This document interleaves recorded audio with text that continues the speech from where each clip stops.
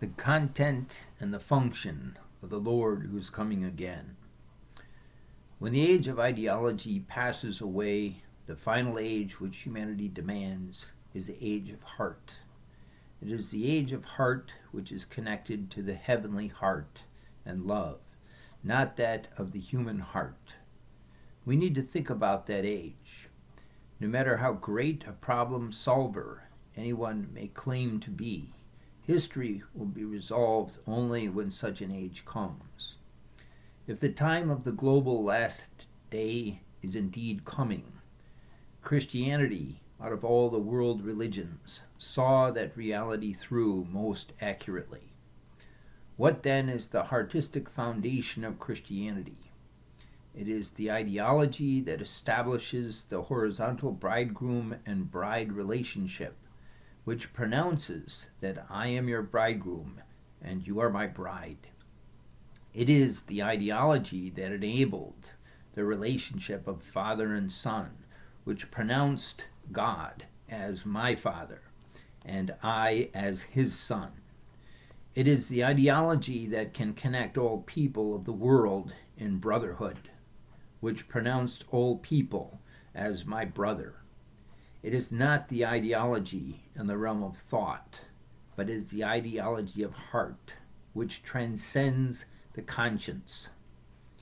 That age is the age of the cosmic ideology, which can connect with the heavenly heart and love. God destroys everything that is false to find one thing which is untainted and perfect. Just as a new revolution emerges out of corruption, the world will become internally unified out of division. We should understand these principles. Such a world will surely come. That world is coming as a whole and as an individual. The problem is not in the whole, but in the individual. Therefore, the concept that respects the individual is the problem. Where are you now? God will ask what ideology, what religion, what historical trend, and what situation do you have? You should become a person who can reply, O Father, I came not to bring peace, but to bring the sword, just as Jesus did toward the chosen people of Israel. And who can say with confidence and courage, love God more than anyone else, just as Jesus did? You should become a person who fulfills that responsibility. Therefore, we should liberate everything. We should liberate history, religion, and the world of heart. We should have a new ideology instead of past ideologies and worldviews.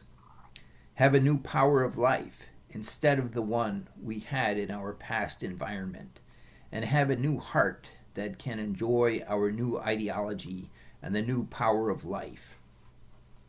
Jesus was not welcomed in his time, for he came to the fallen world. He did not have any friend or comrade.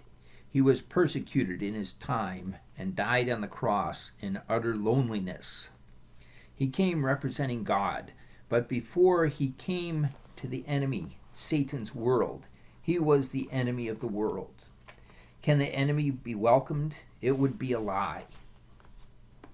If a certain representative in the democratic society who opposes that society appears, if someone in the communist society appears with an ideology that opposes that society, if someone in Christian society appears with an ideology that may be opposed by Christian doctrine, and if someone brings a certain ideology of the world of heart, then all people would be drawn to take interest.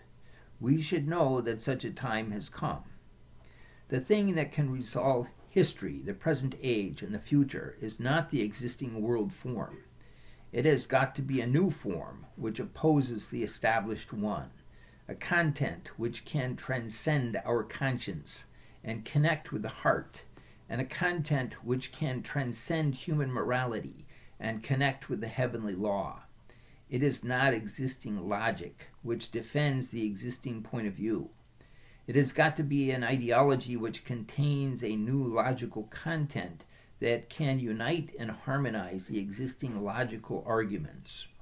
If such an ideology is introduced to the millions of conscientious people, it could change the direction of their conscience 180 degrees and cause a revolution in their minds.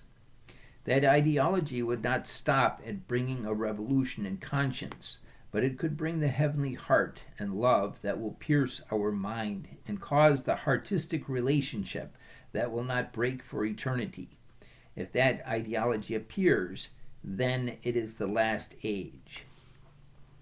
Jesus taught, "I am your bridegroom and you are my bride," to teach the ignorant people these things. The bridegroom and bride, which Jesus talked about, are the relationships that transcend the mundane concept of a loving relationship between a man and a woman. You should understand that history moves toward a new world through the new door, only from the position where the direction of the conscience and the action of the heart may move toward God. The work of God will be completed only if the openness is progressed to that extent. In the process of human history, the revolution does not exist in the heartistic matter. However, Jesus asserted 2,000 years ago that he who loves parents or children more than me is not worthy of me. It is an amazing statement. Jesus said, "Love him more than anyone." What is that content? That content was not found, for Jesus was killed. Therefore, we should realize that when we desire to find that content, that is the time of our hope and the time of the second coming. The words were given, but the content or the ideology which can connect with the heart of those words did not appear. When that appears, it will be the day of world peace. The center of our mind is our conscience. God, however, cannot subjugate the person with the conscience. God cannot command you to go here or go there, even if you are a good person of conscience. However, if you make a heartistic, loving relationship with God, then he can command you without restriction. Humankind did not lose the conscience by the fall. Not being able to make the heartistic, loving relationship with God was the fall. Therefore, we must go beyond our conscience and make the heartistic, loving relationship with God. Only then will God's aching pain and resentment disappear and the restorational dispensation end. Only by emergence of that standard can humanity represent God. Only when that ideology, worldview, and teaching of religion are practiced can God move freely upon the realm of all things. We therefore must drive out the denominational conflict in and between religions. There were numerous religions before the advent of the Unification Church. We must peel off the denominational mask and eliminate the formal church. God is longing for the family church and the individual church. God is longing to move about freely, even to the realm of all things, by them becoming the temple of goodness and the holy of the holies. God is hoping for that kind of garden. The fall was the loss of the relationship that was created out of the unity between the human heart and God's heart. Therefore, trying to reestablish that relationship is God's restorational dispensation and the standard of human hope. For that reason, Jesus, who came as the representative of that dispensation and that hope, called himself the bridegroom and us the bride. What should we do to cross over to that state? We must have the direct experience of emotion, shock, admiration, and the heart of yearning centering on God that transcends that of the bridegroom and bride. Without that, we cannot go forward. What is God about to show humanity whom he liberated and opened thus far? History until now was filled with the word human love. God's dispensation of restoration is the breaking of that and refilling that space with the word called God's love. Is there anyone who experienced God's love? If there are people among you who experienced God's love in its mysterious state, you would have felt that loving feeling is the comprehensive and unifying emotion of the whole existential world. Human love is not such a love. However, at that moment when you feel God's love, you can feel that comprehensive and unifying emotion of the whole existential world. God's love holds such a value. Therefore, the state of God's love can be described as the state where the individual and the whole are completely connected. The spiritual world is the supernatural world of recognition based upon such a love. Therefore, that world is not limited by time and space.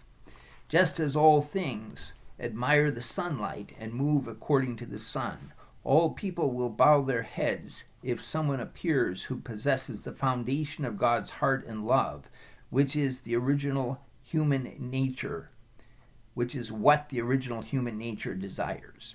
That time must surely come. Jesus came to present such conditions. He, however, could not bring out the standard of such a artistic and loving relationship because he was killed.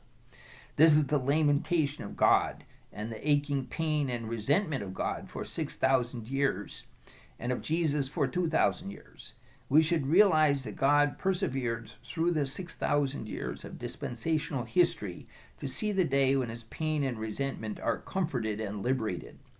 When the time demands this and God's will to unify the movement of reform and openness exists, we should pray, "O God, where is your love? Where are your loving denomination, your loving servant, your loving sons and daughters?" If that person exists, he would be the one most persecuted by this world. God said he is the Alpha and the Omega. The beginning and the end will come with the same appearance, although there may be a difference in its size. A true human being who can feel the sorrow God felt when he lost Adam and Eve must come.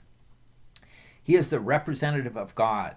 He should be the owner of heart who can embrace the sorrowful God, who cried for all people throughout the historical course and for the chosen people of Israel, and cry for God in place of history. The people who felt God's heart as their own, who prayed sorrowfully to God when they saw humanity lost and confused in the realm of death, and who struggled without concern for their dignity when they saw the flock of true sheep being trampled upon, were not welcomed in their time.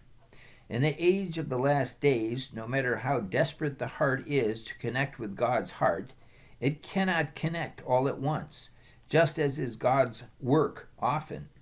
We have to think of what kind of process took place when humankind lost this heart. We lost God's words and lost our body, which God created, by not keeping God's words. We lost God's love after losing our body.